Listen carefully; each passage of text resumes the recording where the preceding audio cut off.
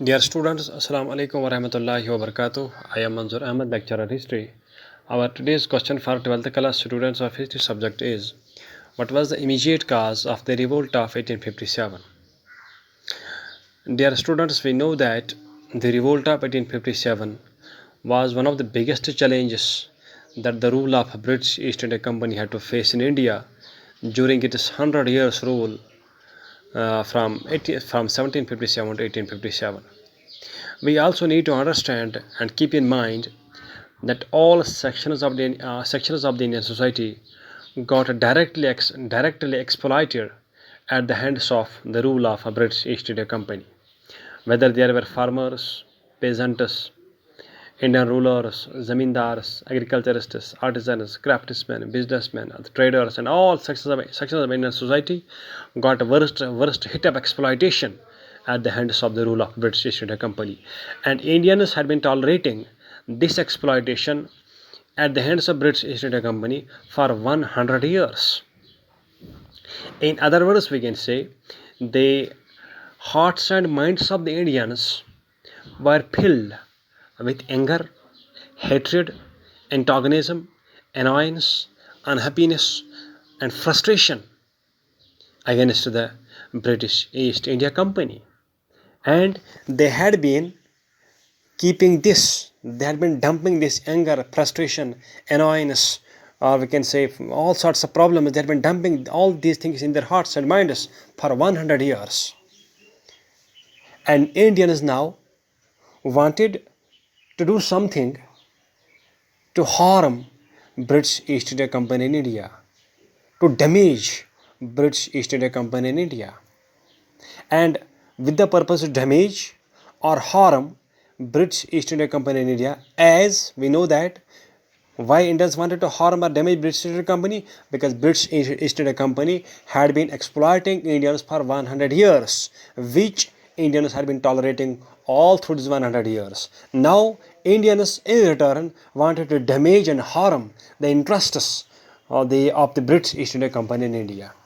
And for harming British East India Company, Indians wanted some sort of provocation, some sort of pretension that could make Indians, that could give Indians a justification to burst into revolt and cause all sorts of damage to the rule of British East India Company in India.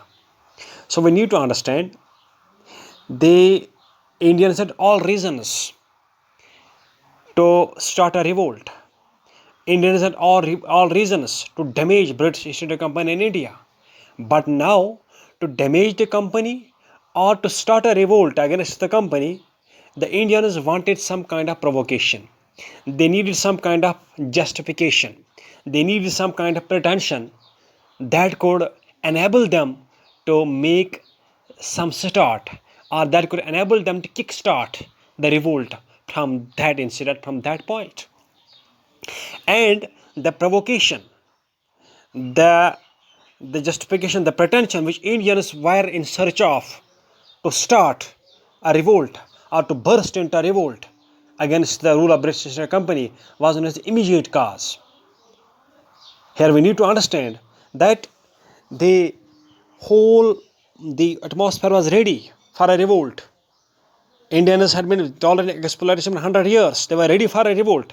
But now a single stroke was needed. A single matchstick was needed to blow the whole atmosphere and burst into the revolt. And this single stroke which was needed, this provocation which was needed, this pretension which was needed is known as the immediate cause of the revolt. As you know, from the immediate cause is a cause where things are about to happen. But things are now, the events are about to happen, events are ready to happen, but these events now need a kind of pretension, I need a kind of provocation, I need a kind of start. And that's what we call the immediate cause.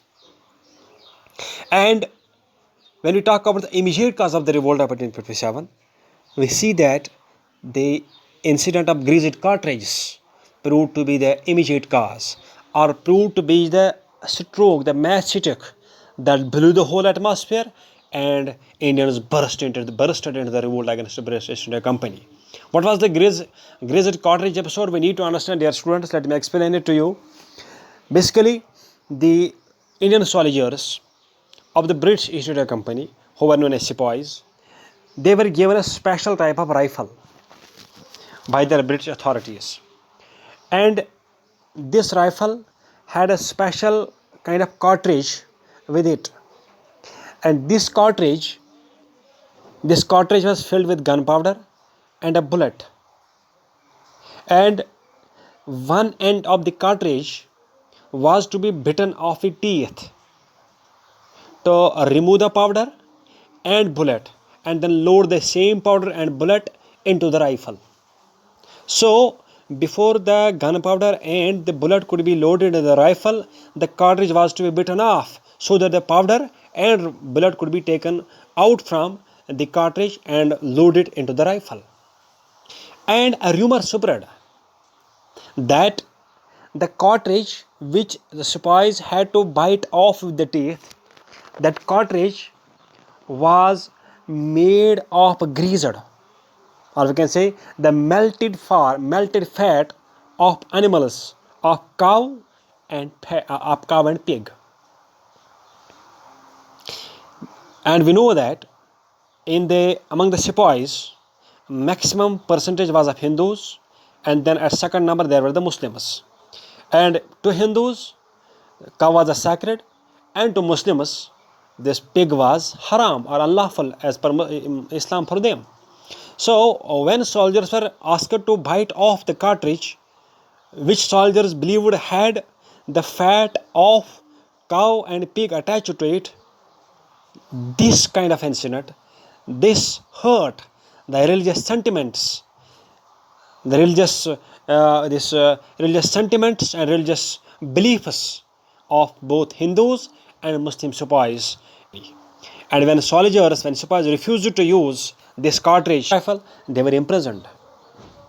And when they were imprisoned, and a large number of soldiers were imprisoned at Meerut.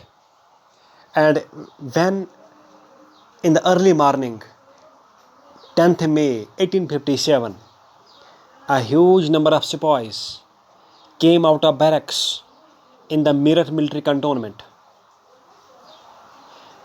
killed the English officers who were stationed there, and released their sepoys who had been imprisoned by the officers.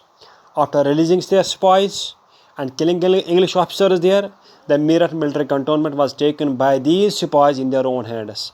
And therefore, the sepoys who so far were doing the services of the British East India Company, who so far were serving the British East India Company, now turned out to be rebels. They revolted now against the British East India Company. Therefore, now they can be known as rebels.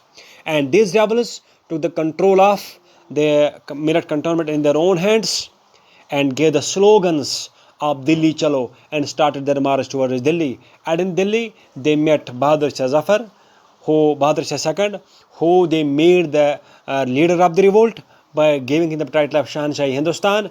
And then his commander Bakhat Khan led these rebels in Delhi to fight against the British East India Company. Within no time, the revolt spread in different parts of India, where different local leaders led the rebels to fight against the rule of the British East India Company in India. That is how the Grazing Cottage episode proved to be an immediate cause, and the revolt spread to all parts of India within no time. Thank you.